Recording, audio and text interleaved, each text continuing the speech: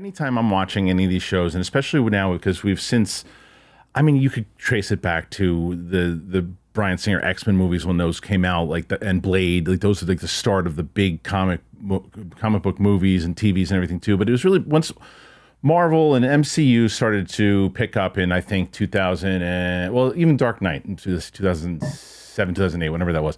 And there's been a lot of comic book stuff. There's been a lot of those things to where, and especially when your show debuted, it was right in the kind of the heart of that.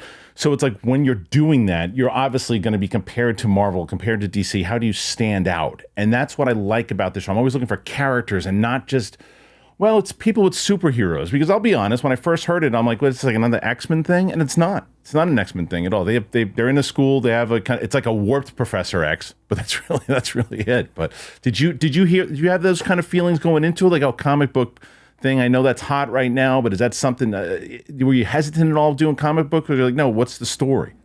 Yeah, I mean, it was all about story. When I was prepping for Diego, but yes, you are influenced by so much comic book culture in terms of process going into the films that you expect to be like, okay, I think I want to say Infinity Wars. It was in the it's midst around a of, range, like 2018, So when I 17. saw the first 4 episodes of Umbrella, I was like, oh, this is gonna bomb. This is not what people are gonna, because you're in the midst of the craze of superhero films, and that's what's making money. That's what people are loving, and this is completely sort of grounded in its zonkiness and in its sibling. It's the sibling dynamics, and I was like, oh, I don't know if people are gonna like this. This is what.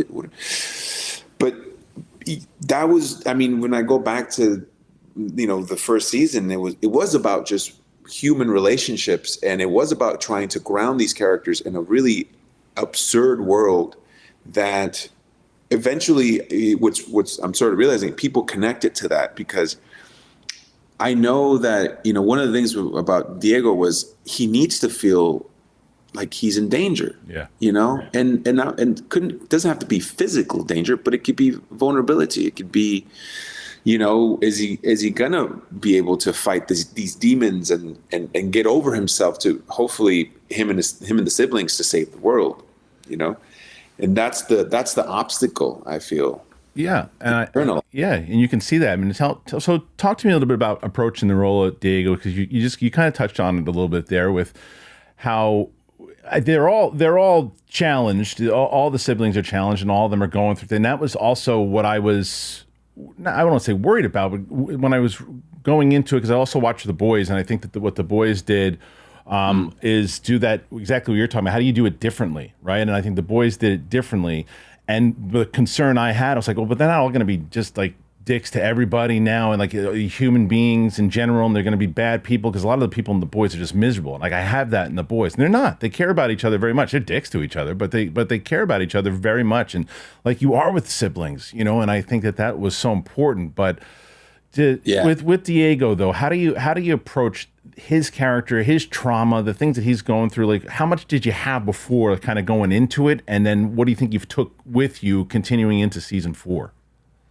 Well, as I understood Diego's sort of ticking, like his heartbeat, right, which was to be accepted by his father, And there's something really personal about that, I think, that we all have to deal with, whether it's a father or a mother, or anyone that we would put on a pedestal, that we looked up to, whether they were a good person or a bad person. And obviously I was able to tap into that fairly easy because of my culture, my Mexican culture. Like, we have this idea of being accepted by our elders, and being proud.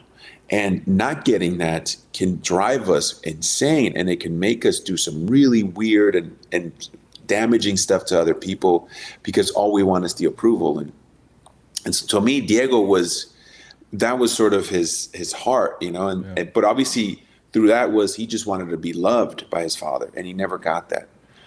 And when he starts going and seeing all these siblings and how they all sort of left the nest and didn't take the responsibility of being a superhero. Now you're adding the resentment of siblings, things that he's putting on other people to make him feel good.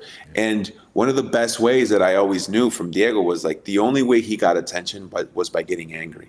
Right. That was the only way.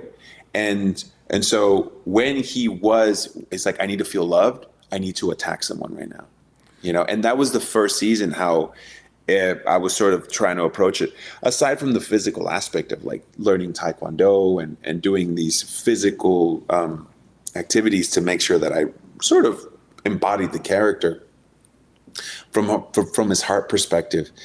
That was it. And because I sort of took myself, in that space of really honoring that, somehow it was funny.